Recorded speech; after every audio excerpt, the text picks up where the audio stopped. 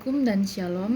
Perkenalkan, nama saya Prasetya Metilda dari Prodi Pendidikan Bahasa dan Sastra Indonesia. Kali ini saya akan memaparkan materi mengenai praktik mekanisme artikulasi dalam mata kuliah fonologi. Mekanisme artikulasi merujuk pada cara-cara di mana suara dibentuk oleh berbagai gerakan alat ucap manusia seperti lidah, gigi, bibir, langit-langit, dan tekak dalam proses produksi bunyi. Dengan kata lain, itu melibatkan koordinasi antara berbagai bagian dalam mulut dan tenggorokan untuk menghasilkan bunyi yang berbeda. Mekanisme artikulasi memungkinkan manusia untuk membentuk berbagai suara yang menjadi dasar dari bahasa yang digunakan untuk berkomunikasi. Dengan demikian, tujuan utamanya adalah untuk memfasilitasi ekspresi bahasa yang efektif dan komunikasi yang jelas antar individu. Adapun beberapa manfaat dari mekanisme tersebut antara lain, yang pertama, komunikasi yang efektif. Yang kedua, pengembangan bahasa. Yang ketiga, peningkatan kemampuan sosial.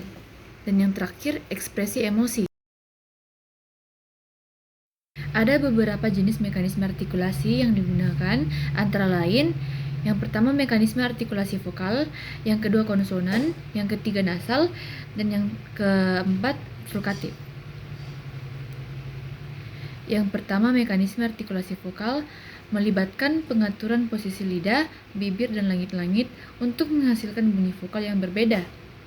Yang kedua, mekanisme artikulasi konsonan melibatkan penghalang atau penyempitan aliran udara yang dihasilkan oleh lidah, gigi, bibir, langit-langit, atau pita suara.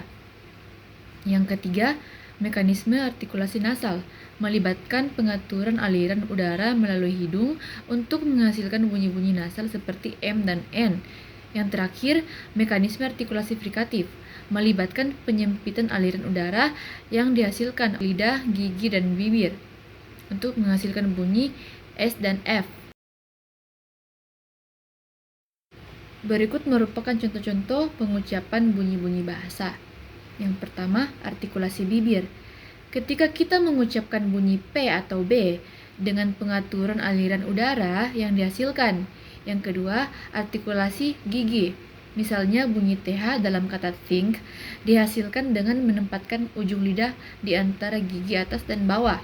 Yang ketiga, artikulasi langit-langit lembut. Untuk mengucapkan bunyi K atau G, langit-langit lembut bergerak ke atas untuk menghalangi aliran udara sebelum dilepaskan secara tiba-tiba. Yang keempat, artikulasi lidah belakang. Ketika kita mengucapkan bunyi K atau G yang bersuara, lidah belakang mendekat ke langit-langit belakang untuk menghalangi aliran udara sebelum dilepaskan. Yang kelima, artikulasi lidah tengah. Misalnya untuk mengucapkan bunyi L, ujung lidah menyentuh langit-langit. Berikut adalah tabel yang berisi contoh pengucapan artikulasi.